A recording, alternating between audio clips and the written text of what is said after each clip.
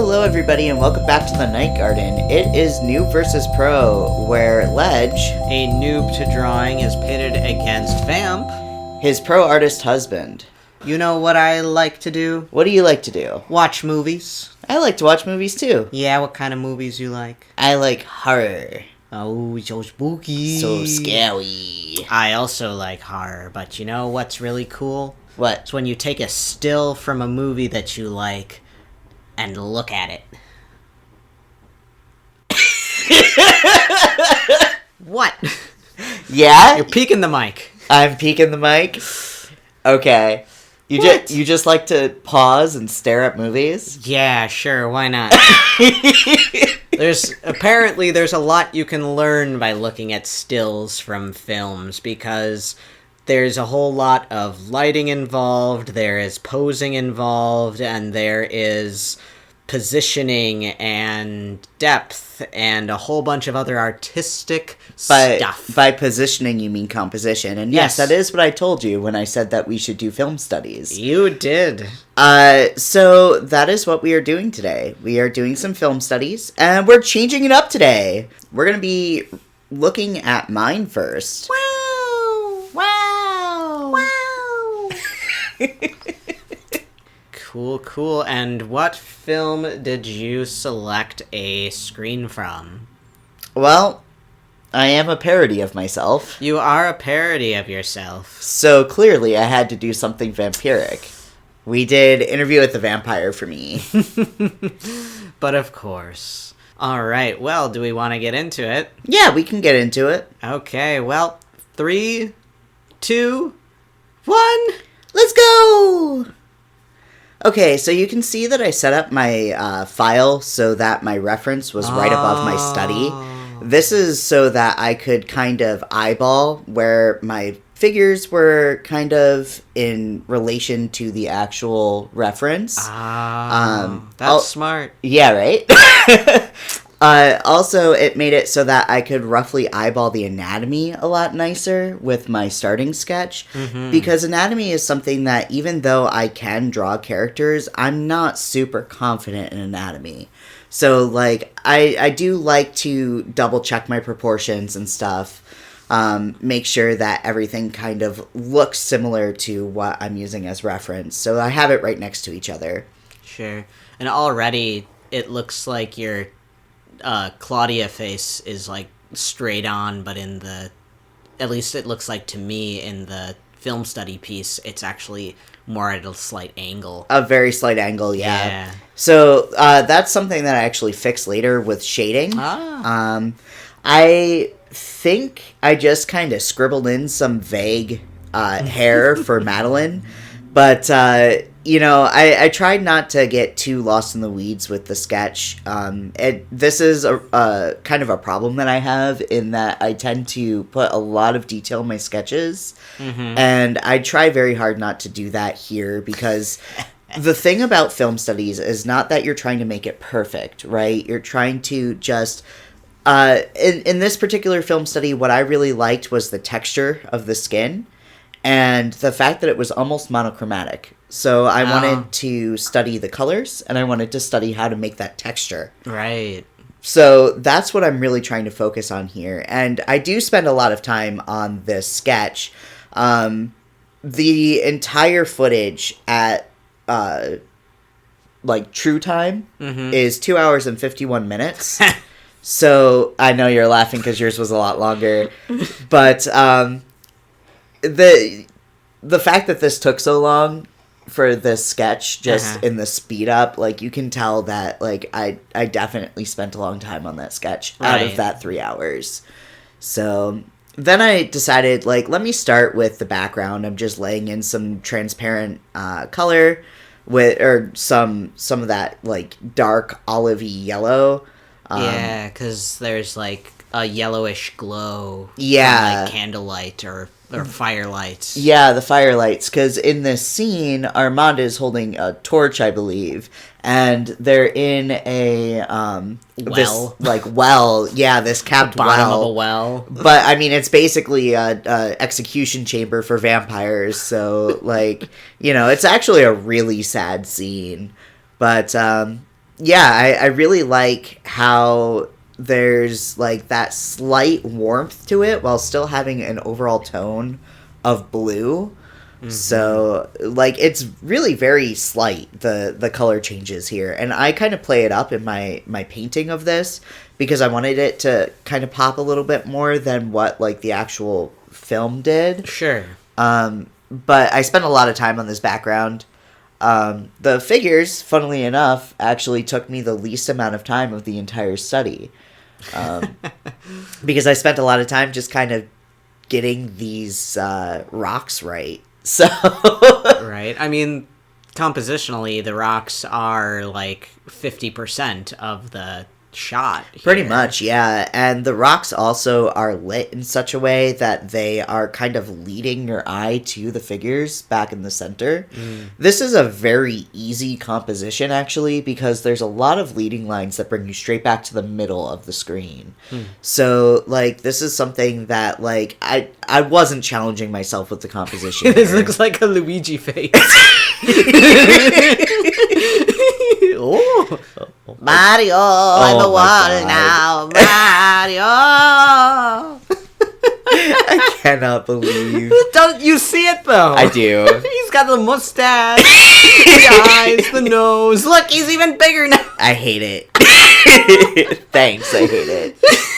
I'm sorry, you were saying these all intelligent things and then I talked. It's okay.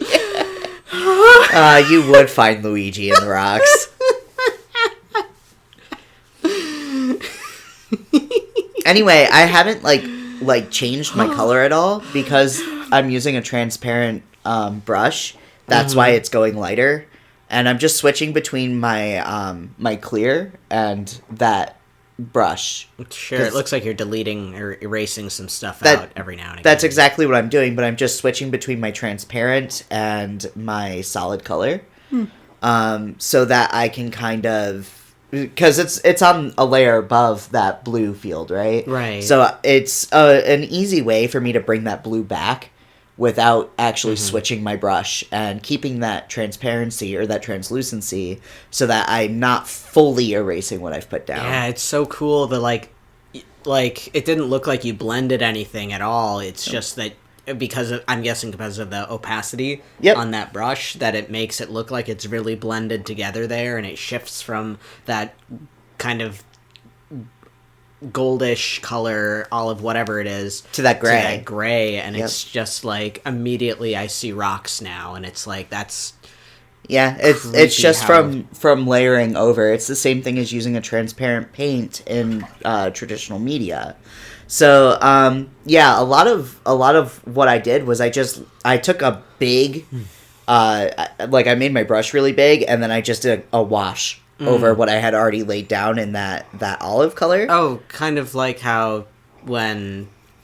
Is it kind of similar to like Bob Ross when he starts? He puts down like a big layer of the white, and then he paints over the white. That's exactly what it is. Stuff. Bob Ross uses oils, and the way that I'm mixing is more akin to like watercolor or something like that. But it is the same idea. It's layering your colors so that you get the effect of that undercolor, that olive coming through to that gray over top. And most of this is painted in a cool gray. Like you'll see in my color wheel here. Yeah. I'm not fully gray, but I'm just off into the blue. And fully gray. I'm in like the bottom third of my values, so this is a very dark piece. Yeah. But like it's really cool to just suddenly see like a rock wall. Like at first I could only see Luigi, and now I don't even see Luigi at all. Anymore because you added in some details and that face vanished. I'm literally just scribbling. Like, I'm just scribbling back and forth between those two colors, and they're blending themselves, and it just makes this really nice stone texture. And, you know, I noticed that with your background, too, you didn't, like, do any kind of, like, preliminary lines or anything like that. Yeah, you're just freehanding. Kind of, like, freehanding, you're just like looking at the shapes and just kind of getting in some squiggles here and there. This is what I meant the other day when we were talking about hierarchy, how everything breaks down to shapes. If you can, like, a rock is really easy for me to break down because I've done tons of studies of stone. I know. So I've walked in on you drawing stones. Yeah. Become the rock. Become the rock. But Eat the rock. oh my god. Take the rock out for lunch. Dwayne. But because I've done so many different studies of rocks and stuff like that, because I like doing environments, yes, flipping your canvas makes it so much easier to see if things are actually lining up. If you know that your hand is stronger going one way than the other, then that makes it so much easier. But what I was trying to say is that if you know how shapes typically break down, like I've done enough, and this goes back to Visual Library. I've mentioned Visual Library to you before. I've done enough studies of stones that I know the rough shapes that would make something look like a realistic stone. It's basically like a wobbly square, right? Yeah.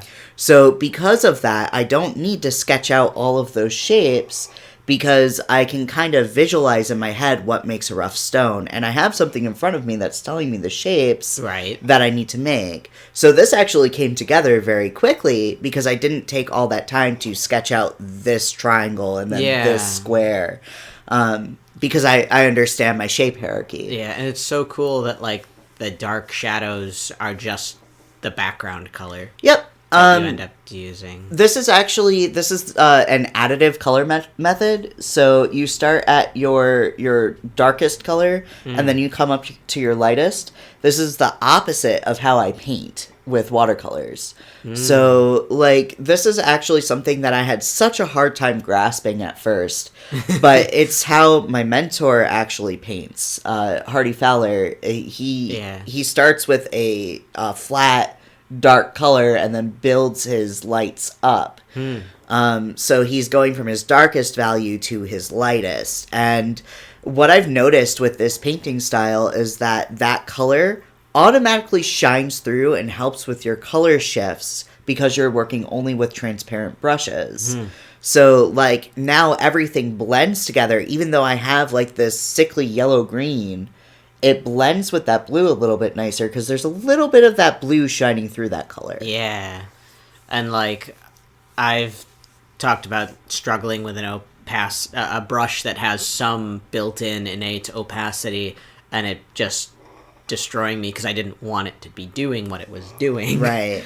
And now here you're just like, yeah, let me just show you how you actually use an opacity brush. Yeah. I mean, when I first started doing digital art as well, like, I hated using anything with opacity in it. I wanted to sketch everything out and figure out, like, exactly how things were laid on the page. I wouldn't give myself any form of freedom or, you know, ways to, like, cut things and shift them. And now, like, there's a couple of times, I don't know if I do it here, but there's a couple of times where, like, if you just watch me during my workflow, you'll see me cut something, rotate it, you know, like, it's fine, I'll fix it, you know, like, I'm not as precious with my initial steps, because I know that I can kind of smush things to come together. Yeah, you can correct it. Yeah. Oh, the big crack in the face. Yeah, the cracks were a lot of fun. What I found by trying to emulate this texture is that it actually is similar to stone. Stone and bark. It's like a mixture of the two.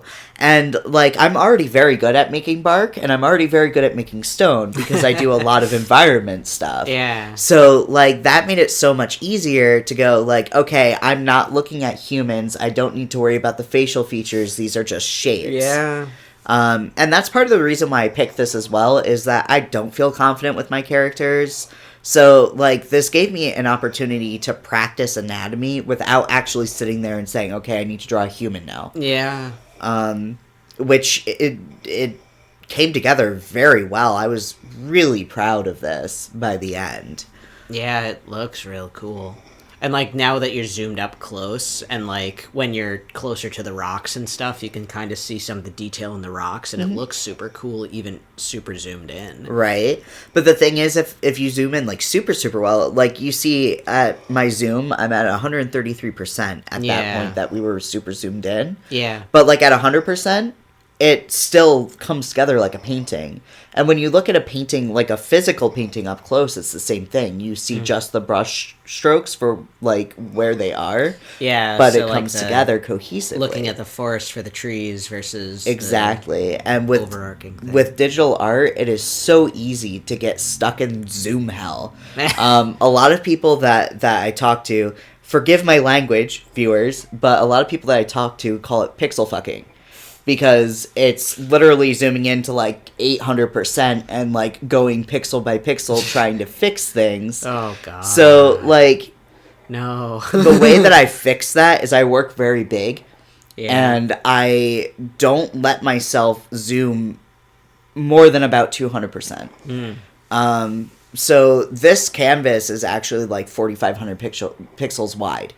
I don't even know what that means. So, if you were to say this in, like, physical things, yeah, this would be the equivalent of standing across the room from a 3-foot canvas. Oh. Yeah. So this does two things for me. One, it makes it so that when I finish this, it's big enough that I can print it at a decent size. Right. Which doesn't really matter with a film study because I'm probably never going to wind up recreating this. But if I wanted to, I could print like a 5x7 print or even an 8x10 print or something, so long as the aspect ratio is okay. Two, it makes it so that, like, when you are zoomed really in, you can tell that, like, there's just, like, a bunch of scribbling happening, but it comes together at that 100% because you're so zoomed out when you're working at it. Yeah, because, you're at, like, 12% right here, and then, like, you're kind of jumping in and out between, like, 12 and 20-something, and then... And then 60, really close, and then 130, I think, is the farthest I go. And, that's just because, like, you can do so much just by scribbling. Because what you're doing is less about trying to recreate every single thing that you're seeing in the way that you think that thing is. Like, the hair, you saw, like, that hair came together in, like, 12 strokes. Because hair is just a series of shapes. You know, when you're looking at somebody, you're not seeing every single hair on their head. Your eye breaks it down into clumps with, like... you know, a brightness and a shadow. Right. You see the locks of hair, not the actual, like, singular strands. So, like, when you get close Sometimes you can. Well, when you get close to somebody, you can. Yeah. But if you're, you know, across the room from somebody, you're going to just see, very true. The groups of hair. Unless they got, like, one little guy standing exactly. But that's the difference between, like, you can use these tricks for stylization, you can use these tricks for realism, you can use these tricks for even hyperrealism, because all you're doing when you're going between stylized to realism to hyperrealism is you're changing how many shapes you break down to. So, like, if I really pushed this, I could make it hyper-realistic and have it a complete one-to-one. Right. This does come out looking fairly realistic at the end, even though I wasn't trying for realism. And, you know, there are definitely stylistic choices that I make that pushes this away from realism. Yeah. So, Now, it's really cool to just see this, like, big gray blob and then be like, yeah, all of it used to be that at one point. Yeah. And, you're just kind of gradually adding in those, like, craggles and then the kind of shading and all that stuff. So just breaking it down into shapes. So this is coming out after our line hierarchy because that came out on Friday. This is what I meant when I was talking about primary, secondary, and tertiary shapes. So my primary shapes were those silhouettes, the positive and negative space. My secondary shapes are those clumps that I'm making of the, you know, slightly broken down shapes, and then this stuff that I'm doing here with my highlights and lowlights, that's all tertiary details. So this is a good way to figure out that stuff. When you know your rough workflow, you can break it down to that and say, okay, now I know how to reverse engineer this. And, like, I'm not going for the exact shapes that are there. I'm just trying to kind of, you know, make something that's believable, that it's like, okay, this is this, right? Right. Because if you try to do things exactly to like what your reference is doing, that's when you get into those issues of pixel fucking. That's when you get into those issues of like, okay, this has taken me 25 hours and I'm still not done with it. You know, so yeah. I will say, like, I've done film studies before where I've taken a long time on them. Yeah, because, like, after we got done with this, you then told me we actually didn't do what a film study is designed to do, which is meant to be, like, a significantly shorter, more quick kind of outline of the situation, not, like, an entire, huge, long-winded, super in-depth thing. Well, no, you can do film studies for a super long-winded, in-depth thing. Like, there's nothing wrong. Like I said, this one took me 3 hours, which is long for a study. Generally, when you're trying to do a study, there's different things that you're trying to do. Here, I wasn't trying to worry about time. I was trying to worry about anatomy, I was trying to worry about color, I was trying to worry about texture. So that's why I took 3 hours on mine.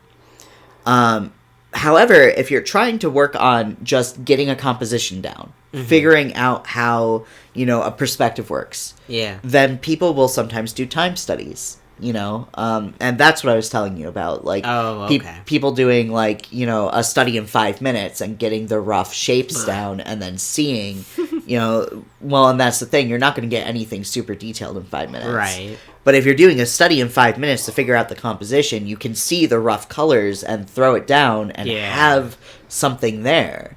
It's the equivalent of doing a gesture study.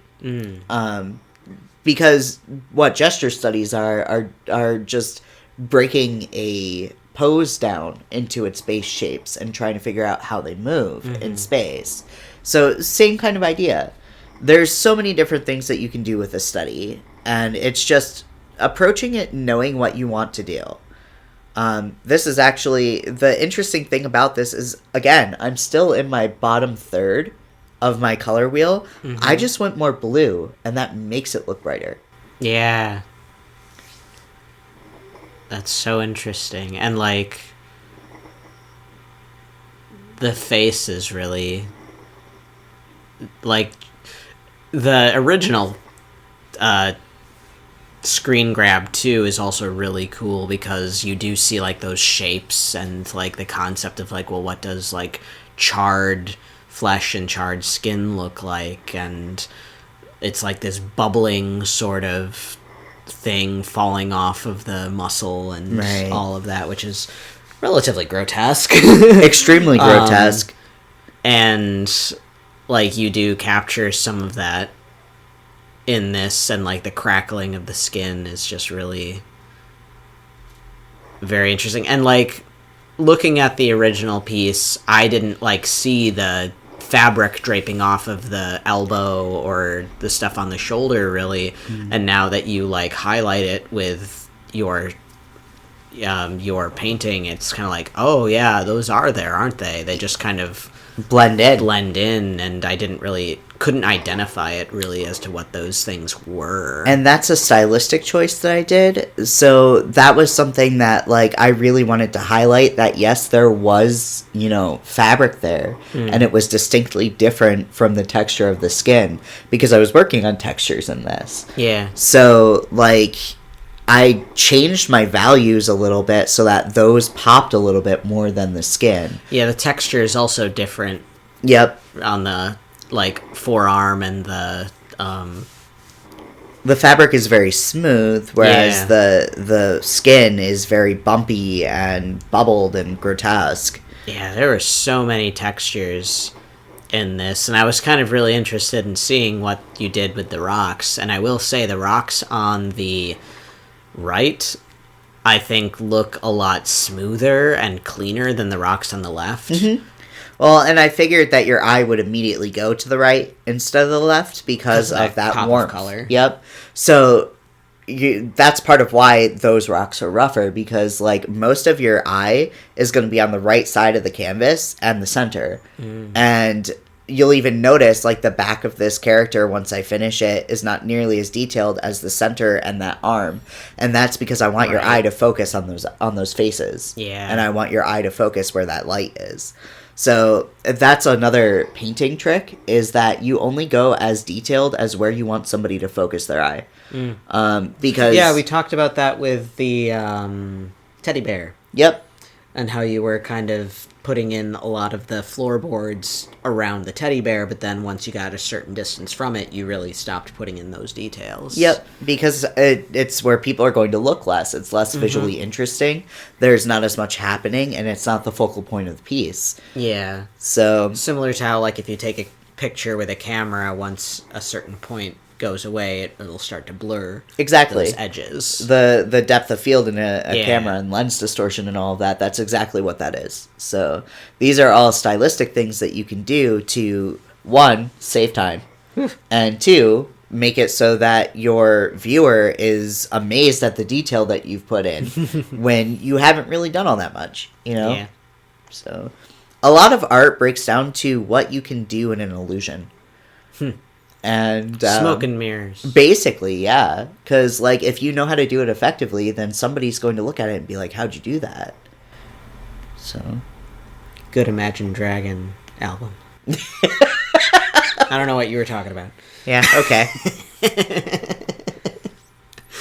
You should be proud that I knew that they had an album called Smoke and Mirrors. Yeah. Be proud. That's the only album I know. So proud.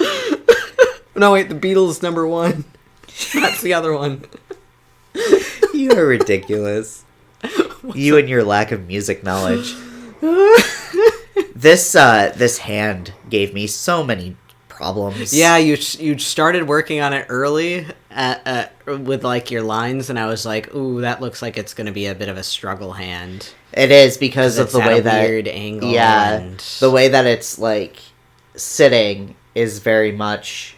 like tipped forward. There's some foreshortening happening, and like I got it pretty good. Be a little bit too big, even, but foreshortening situations might be the reason. Right now, it looks too big because it's not shaded enough. It starts looking much better in a couple of minutes. Yeah, but like it's one of those things where it's like hands are hard. Hands are the bane of every artist's existence. What about booba? No artist seems to know how they work. Water balloons. Water balloons, yep. Yeah. They just...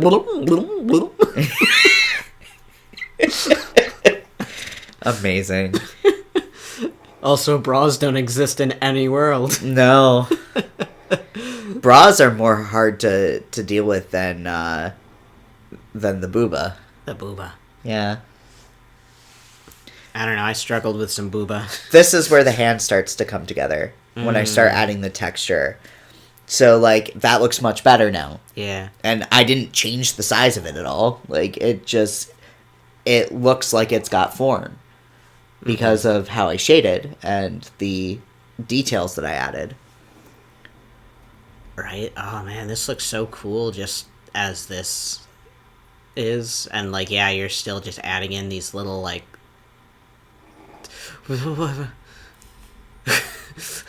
And suddenly there was things there. Like... Right? It happened in, like, 15 seconds, but it was more like 10 minutes. Yeah. Right. And that's part of the issue of doing things with speed paints as opposed to live, is it's really hard to show how these things come together. But nobody's going to sit here and watch 3 hours of me let alone doodling. 10 hours of me struggling. Yeah. This is what I wound up with. Oh, wow. Yeah. I basically got to a point of working on this. I could have pushed that texture more, especially on Claudia's upper arm and in her face. Yeah. But one, her face is mostly in shadow, and two, I basically allowed myself to be like, all right, I don't want to work on this anymore. So I'm going to call it done. Because one of the hard things about working on stuff like this is there's always something you can do better. There's always something you can improve. There's always something that you can spend a little bit more time kind of refining and stuff like that. Right. But you have to just figure out when to call it done. So I basically went, that's a good stopping point. I think this fulfilled what I needed the study to do. Right. So. Oh, and I do like, because in the original, like, the background and stuff really isn't blurred out, or it's all in focus. Yeah. But, like, in yours, you blur out, like, the leg, and you kind of blur out the background so that you're really just looking at the bodies and the faces and the torso.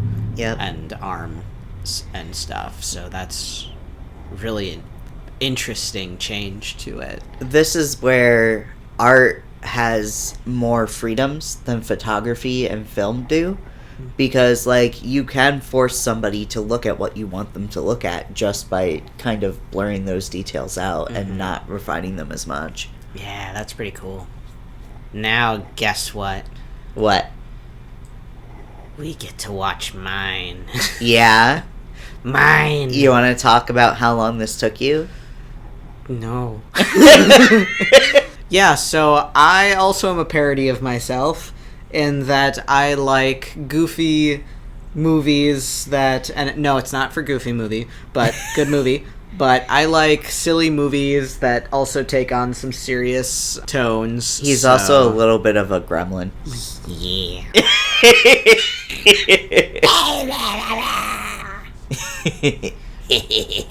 Indeed. So Gremlins is a movie that I enjoy, and I don't think I've ever watched Gremlins 2. I went into this thinking, like, I want to kind of challenge myself and see what I can do. And one of the things that I was always struggling with and always talking about is color. Color sucks. And I don't know if this study will have necessarily helped. No, I think I learned a lot from this study. Did you? I do think so, but this is the one that I decided to go. As you can see, lots of colors. Look at that man. Look at that man. He's just like...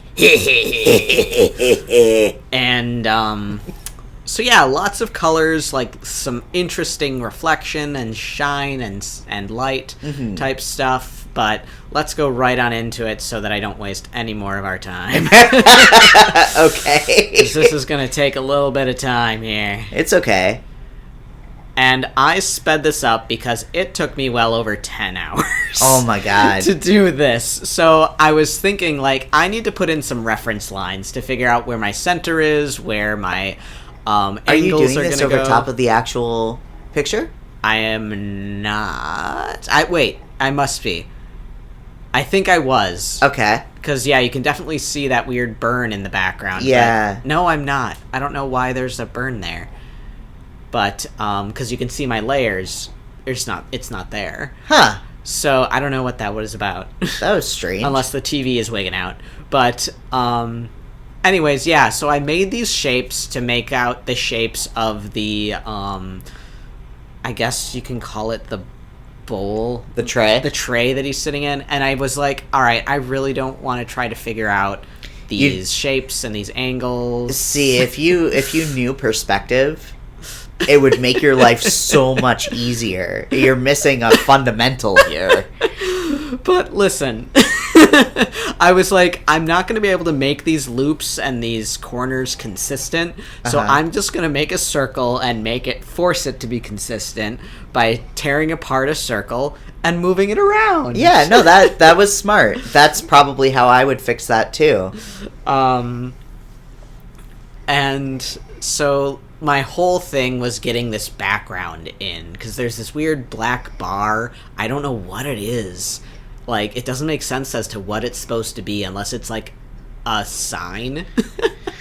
I think, so this is inside of, like, a smoothie or, like, a sundae thing. A buffet. Yeah. So I think it might be the back of a magnet. I have no idea, but anyway, it's on a table. It's this tray that he's sitting in, this bin that he's sitting in, and I get the main shapes that I think are correct for the bin, and then I just start drawing in some of the details. So the strawberries, the kiwis, the banana, and I didn't want to focus on the gremlin at all right away because I'm like, all right, I want to get the perspective in, I want to get the shapes in, and get kind of the size. Considering you don't know how to lay out perspective and stuff yet, this actually came together very quickly and really nicely. And, like, I don't make any kind of forms. I just kind of go in and start drawing. And eyeballing it. I want to talk about this, though. Like, this is something that a lot of people who are first starting with drawing do. Yeah. You know, it's not that it's a bad thing to try and draw what you're seeing. That's what a lot of artists do in general. But, like, it makes your life easier if you do start with forms and you do kind of figure out, like, how things come together, what, you know, shapes make up, you know, what you're doing. Because at the end of the day, it's a lot easier to figure out how a triangle exists in space than, like, this weird lumpy thing, you know? Right. And in this one, you will see I have, like, a bazillion layers, and they confuse me so badly later on. But, because you're trying to fight the no naming convention issue. I named them, look! Yeah. They're named! But after you hit a certain point, there's just too much going on. Yes, there very much is. There's actually a functionality in Clip Studio Paint where you can change the colors. Yeah, I figured that out afterwards. Okay.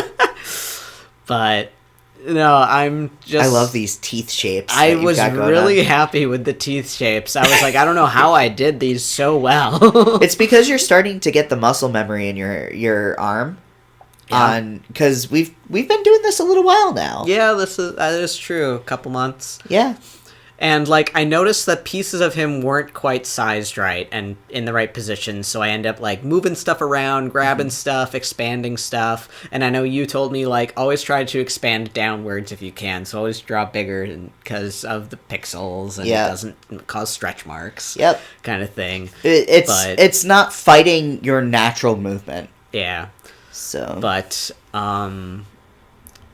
yeah, so... There's a couple of different things. I change up these bananas so many times. There's a really bad tangent happening with that one banana and the, like, mohawk. Yeah. And so this is where okay. I make a whole shit ton of circles. So I didn't include it in the hierarchy video because I didn't want to give away what we were doing for this. But I have to let y'all know that I literally sat there for like 10 minutes after Ledge finished this and went, okay, this is how you do this without taking 10 hours.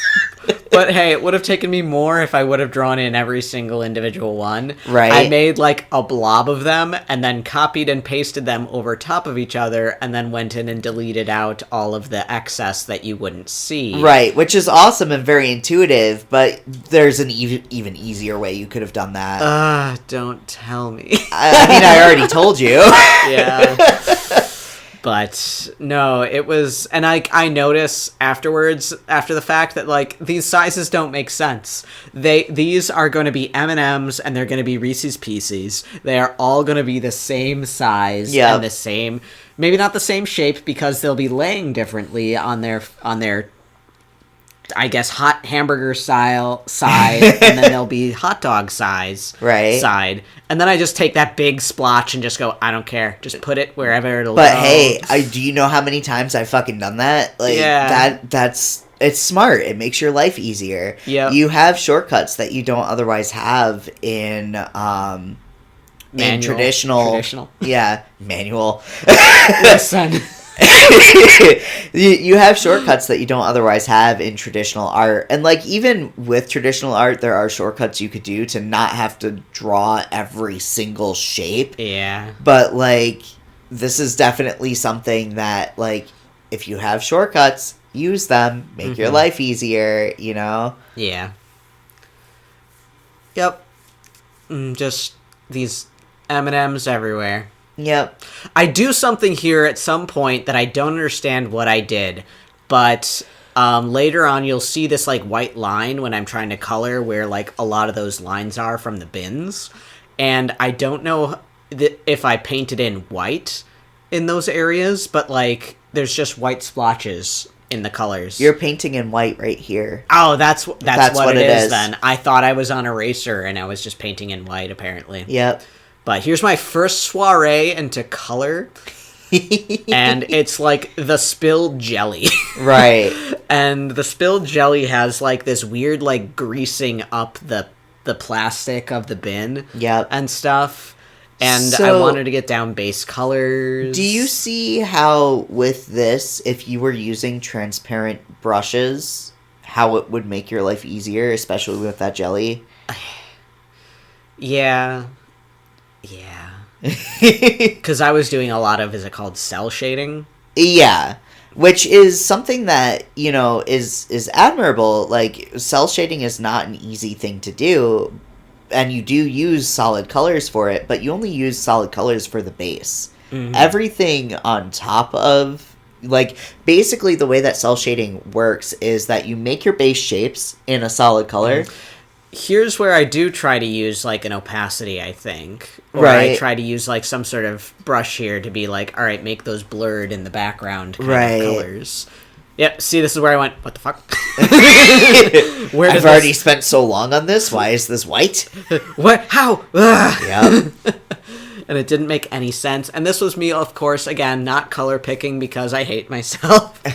Because I wanted to focus on trying to find colors that are good and vibrant and work. Right. That match each other and one of the things that I would recommend for... There's another splotch. If we do another film study, or if we do another thing based on references, take your reference, put it next to your piece, like I did on mine, and then take the color that you want to try and test it on top of the reference.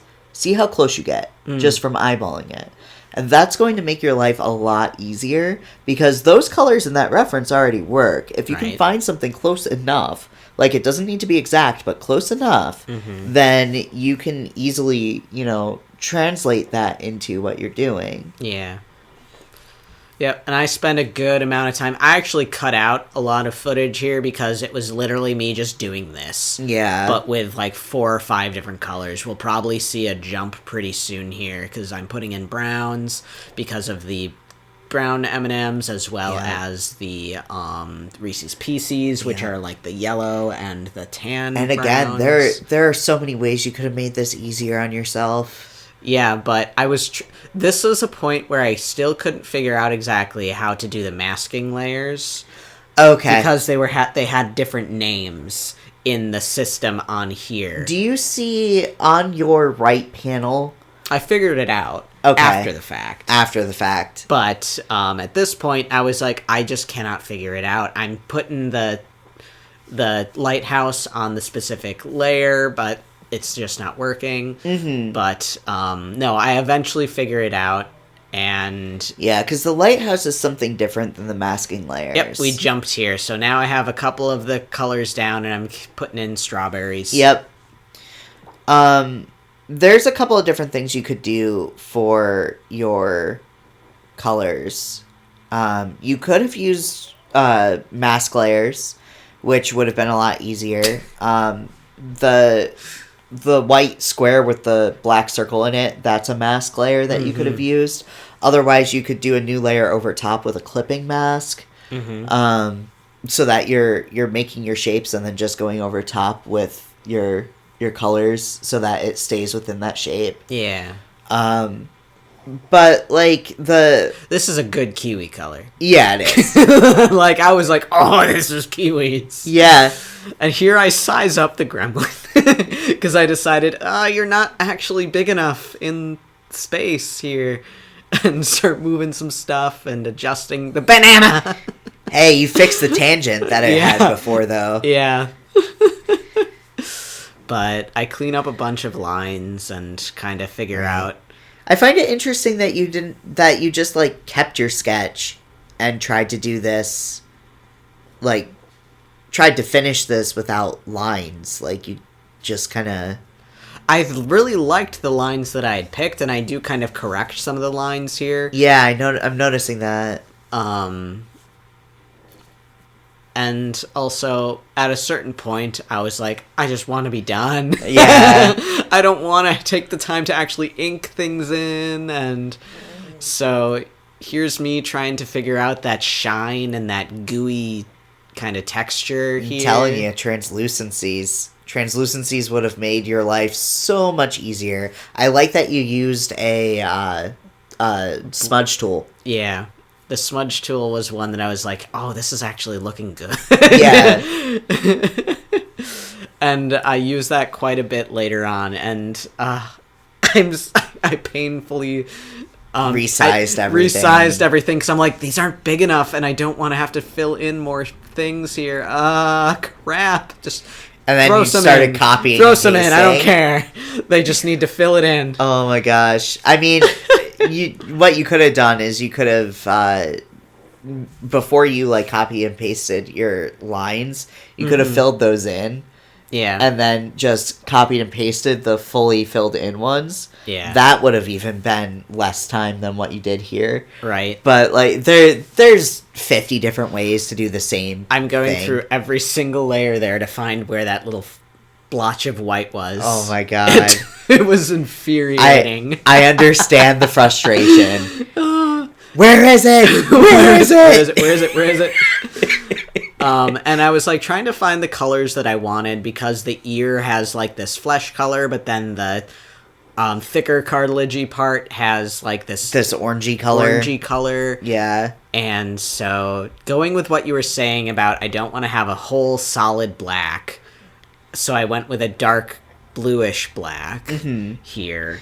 I think it would have actually been smarter to go for a reddish black because he's got most like organic things have warm tones to them, which is a nuance that you really, you can't know unless you know color theory. But it's something that like, yeah, you were actually really smart to use blues for this white because shading white actually happens in light blues. But anything that's organic in blacks, it's usually warm tones. You don't find a lot of blue in organic materials. Right. Birds. Yeah. Most things you're going to find, warm tones. Oops. I'm naming a whole bunch of more of the things, and I'm coloring filling the in the bananas. banana. Yep. Banana. Banana. I'm a banana. And so this is me just going through, cleaning up some of those colors in areas, super zoomed in, as you can see. Pixel fucking. I think this was the point where I was like, okay, I'm sick of most everything else in this thing. It's already taken me so long that I'm just going to really heavily focus on making the gremlin. Right. But I also wanted to clean up some of the stuff. Right. And noticed that the candies in the front should be bigger than the candies in the back. Because of perspective. Because that's just how shapes work. Yep. And because of perspective. Yeah. So fill in the rest of that color here. Really, what we should have done, I know that I've been letting you pick a lot of what we're doing, but I really should have taught you a little bit more about the fundamentals before we did something like a film study, because these are pretty tough, and I'd like to do another one of these once I do teach you perspective. I did the not full white of the eyes. Yeah! I see this. And I did it in red tone. Yep. Because I knew that the eyes were like supposed to be bloodshot. I mean, that is one thing that like I noticed because I did walk in a couple of times while you were working on this just to see how you were doing. And that was one thing that I noticed, like one of the last times that I checked on you, is that the eyes looked really good. Oh, yeah, so this was like times 2,000% yeah. speed. So it's like zipping around and just So I apologize because it is very, very... I mean, if you need to go back and edit this, then you might be able to get away with slowing it down just a little bit more. I like the teeth color that I picked because it's like this weirdish yellow, gross... Yeah, kind of a yellow-green, which is interesting to me. Yeah, and I give him some fluff and some frills. Yep. And this was the point where I was like, you know what? I want to go lineless, I think. Oh, no. So, I really like what happens, though. So, okay. I do a lot of weird shit that's really stupid, but I wanted him to be fuzzy. No, actually. So I found the smudgy tool. You're getting into things that like go into painting, which, considering you don't know anything about how to paint, like, that's actually really cool to see. So this is a spot where I was like, oh no, the layers don't match up for what I want to do here. So I had to grab a piece, copy it onto a different layer, and now I could adjust it and do the thing that I wanted to do because I wanted the blacks in front of the whites, but they weren't that way in the layer. Right. So it screws me up later, but it worked in this instance. And I was actually really impressed by the fact that I made him fuzzy, and taking away the lines made it look even cooler. Yeah. So I was just like, oh man, this looks so good! Yeah, that looks really nice. I was so impressed with the way that that's basically how I render fur. I just do a couple more steps than what you have it at. Mm-hmm. And then I just throw in this ugly green. Because you needed something there. Yeah.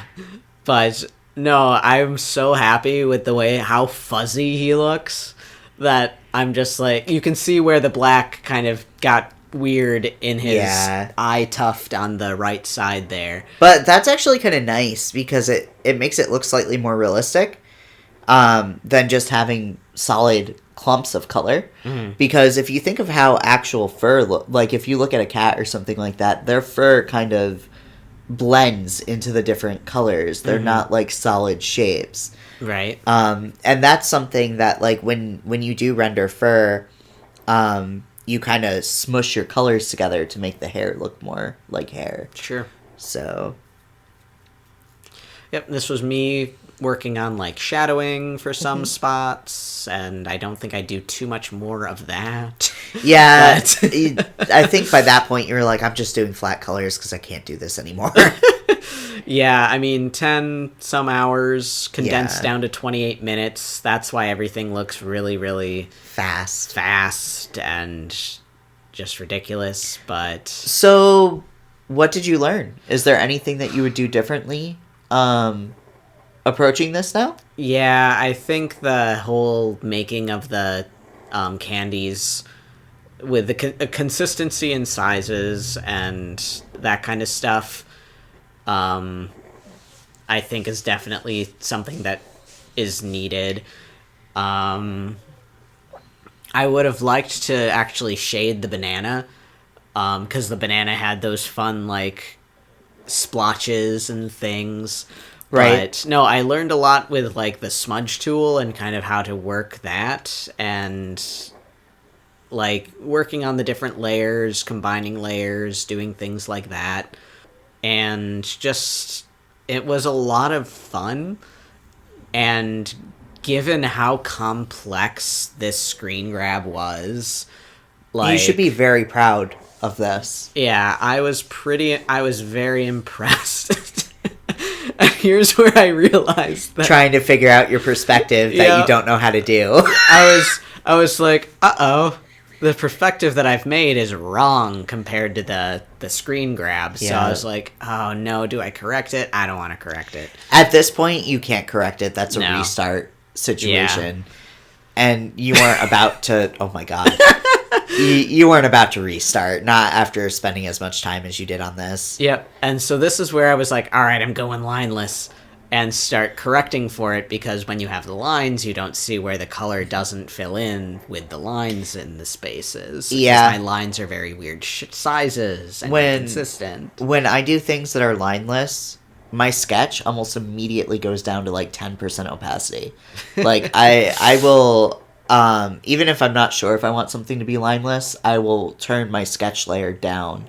And like sometimes that kind of screws me over because like I will like take the time to line something because I really enjoy line work. Mm-hmm. But like when you're doing something lineless, that's just sinking a lot of time in that you don't need to do because you're defining things that aren't defined in lineless work. Yeah. But that is like even when I'm doing something that I'm not sure if it's going to be lineless, my sketch layer goes down to like 10% because then I can see what I'm doing underneath it. See, now that's what we call being smart. I've also done this for how long at this point? Like, these are all things that, like, I'm watching you make a lot of mistakes that a lot of beginner artists do, and why I'm trying to point out at these points, okay, this is what we need to work on. Yeah. Because watching you work on this, I know it's very apparent we need to work on perspective. It's very apparent that, like, you've learned a lot on how to handle your shapes, and you've learned a lot on, like, how to approach things, but there are definitely things that, like, you don't know how to do yet, or that, like, you don't have a firm grasp on for the fundamentals that you can very much improve on. But think about it. Would you be able to do this 2 months ago? Probably not.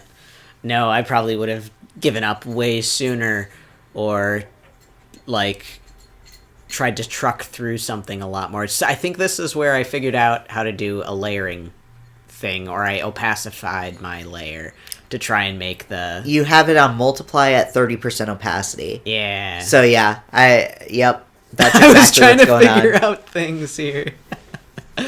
Like, what do I do? How? Yep.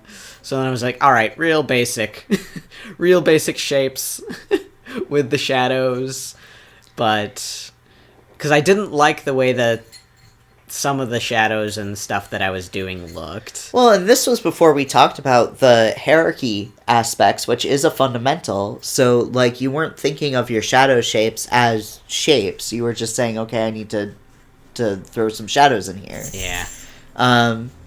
I think that, like... But I think it turned out very decent in terms of everything, and the fuzzy little arms. There's a lot that you learned from this study. That I can definitely tell that you learned a lot from this study. Lots of things that I tried and worked out or tried to work out, and oh god. Yeah, the weird little mouth and lips and stuff. And this is where some of my layers were really struggling because I had so many of them and they were all like different areas and things. But... I'd be really curious to see you redo this after, like, not anytime soon. Like, after a certain amount of time, like 6 months to a year down the line. Yeah. You know, after you've been drawing for a while, I'd like to see you come back to this and try it again. Because I think that'd be really cool to see. Yeah. Yeah, you can definitely see that I figured out how to do the masking layer. Yeah. And it makes your life easier, right? Oh my god. I don't have to worry about, like, coloring outside of the lines. Yep. It's so helpful. There's actually, if you're working on comic work, the thing that I showed you of starting with a base shape and then using clipping masks. Doing a vein here, and I'm like... I think I liked it the original color first, but once I fixed that, I was like, there you go. Okay. That looks good. Now I forgot what I was saying. Comic book work. Oh, yeah. When you're working on comic book work, one of the things that you do is you just make a shape as close to the edge of your lines as possible, and you make that one singular shape so that you can fill in your stuff quickly. Sure. And you use clipping masks, and it takes a third of the amount of time than it would if you did everything on, like, their own individual shapes and stuff like that. So sure. It's so interesting to me that you got to this point of starting to put in, like, these really intense details, but at the same time you were like, I hate everything about this and I don't want to do this anymore. Yeah, it was really hard to want to continue because, I got in some, like, shadows and shades, and I was just like, there's just too much going on here that I need to just focus on one thing. Otherwise, this would have taken me another 10 hours. Yeah. With the way that you were working on this, absolutely. There are so many things that would have made your life a lot easier if you had just started with them. And there's also things that you haven't studied yet or we haven't had a chance to talk about yet that would have made your life so much easier. I was just impressed that you tried to do, like, a rough perspective grid without knowing perspective. Like, that was pretty fun. Yeah, that was where I wanted to start, because it's like, okay, I can't visualize where the center is because that's where the focal point exactly is on that shot. I said I wanted to challenge myself with this. This was definitely a big challenge for you. It was a huge challenge. In the end, it was really getting somewhere. It was. If you kept working at this and chipping away at it, it would definitely get somewhere. Where you stopped was a good place to stop. Mm-hmm. And next time that you try this, I think that you'll approach it very differently and take a lot less time on it. Yeah, I'd say it again. I'm really proud of this one, even though it's an incomplete piece, but it's a study, and I focused on colors. You stopped with it incomplete. Like, there's definitely still places that are missing colors and stuff like that, but you approach this with the thought of, I want to get better at colors. And you learned a lot about coloring. And I think that means that this was a successful study, even though you didn't finish it. Now I hope that I just remember how to do it. Right. And, like, I want to be clear for anybody watching and for you that the end goal of a study is not a finished product. It's to learn something. So it doesn't matter if it's complete dog shit at the end of the day, as long as you learned what you set out to do, right? Yeah, but this was really fun. As frustrating and as challenging and as time-consuming as it was, I had a lot of fun with it. Awesome. You should be proud of it, too. This was so... When you picked this, I was like, this is so far above your skill level, I don't know how... I didn't know what to expect. So I was like, you're gonna have fun with it. Or you're gonna die. No, good job. Thanks. And thank you, watchers, for viewing and sticking with us this long. If you have, you deserve a cookie. Yes. Treat yourself. I can't treat you because I'm a computer. Beep boop bop. Beep boop beep bop. As always, I want you to take care of yourselves. Drink your water, do what you can. Consider subscribing, liking the video, and potentially visiting us on other places and doing other things. All that subliminal marketing stuff. Check out the coffee. I am actually going to be working on potentially doing some mentorships sometime soon. So if this is stuff that interests you and you want to learn more, check out the coffee as well. There'll be some information on there soon. Check out the website, all that fun stuff. Yeah. Until next time, goodbye, everybody. Bye.